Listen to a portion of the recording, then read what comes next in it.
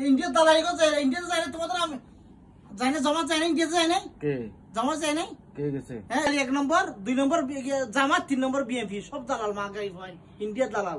সব মাদারি সুদাই গেছে আছে নি কি ফেসবুক আইতেছে এখানে মিথ্যা কথা নেই কোরআন দি ফেসবুক হ্যাঁ তো তোমার দেখবে না তুই যে তুমি তোমার শুনে তুমি মানি আমার মত তুমি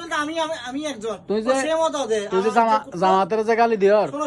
আচ্ছা দোস্ত তুই যে কুত্তা ছিল বিএনপি সেম কুত্তা জামাতের কুত্তা দে দোস্ত কে দুষ কি না তুই ফাঁস করে না তুই জামাতের যে কুত্তা কর জামাতের যে খারাপ কর হ্যাঁ দলিল দাও মাইয়ার হচ্ছে দর দেখো না হ্যাঁ সান্দাবাজি করে মাইয়ার বড় খেলা দর কোন দিচ্ছে এ তোমাকে আমি তো দেখতেছি আমি এ হুদা এগুলা বানিয়ে কথা কার কাছে শুনছো তুই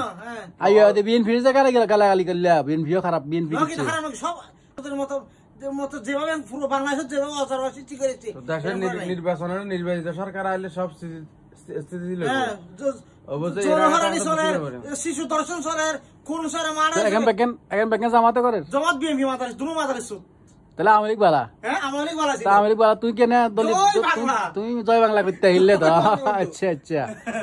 আচ্ছা আসি না আর আমার কোন আওয়ামী লীগ আইয়োক বা বিএনপি আইয়োক তারপর জামাত আইয়োক এখানে আমার কোন ইন্টারেস্ট নাই এটা আন্ডা কোনো সমস্যা নাই আন্ডা কারো বিরোধিতা করি না কিন্তু দোস্ত কিন্তু শুনো বাংলাদেশে বান্ত্রিক দেশ কিন্তু খালি বাংলাদেশে কেন অনেক দেশ আছে ঠিক আছে নি কিন্তু এত নৈরাজ্য এত কাছরামি অন্য কোন দেশে হয় না ঠিক আছে নি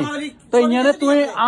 আওয়ামী লীগের তুই একটা বালা করতে না আওয়ামী লীগের বালা কি লিখবে আওয়ামী লীগের তুই করে এখন হইতে পারে না এখন তো আওয়ামী লীগ নাই দুই জাতি অঙ্গা শুনো তুই শুনো না তুই স্বার্থলোভী ছাড়া একজনের শুধু একটা দলের তুই বালা করতে পারো না যদি বালাই হইতো তাহলে বাংলাদেশ তো সেই কথা কও না তো আওয়ামী লীগ বালা আওয়ামী লীগের কিন্তু অপমান করি মানে ছোট করি যার বলে জন্য আমার তো খারাপ ছিল খারাপ জন্য আমরা খারাপ বললে খারাপ ছিল সবচেয়ে বেটার ছিল তোমার চোখে আওয়ামী লীগ কি বালা না খারাপ এটা কো আর কত হলো দেশে জাতি খারাপ আরবিরা বাংলাদেশের কি হিসাবে দেখে বালা না খারাপ দেখে বাঙালি কুল্লু হারামি ঠিক আছে তো আসল হারামি ডক্টর ইউনূসের মতো এত ভদ্র এত নোবেল পুরস্কার প্রাপ্ত একজন লোক কিন্তু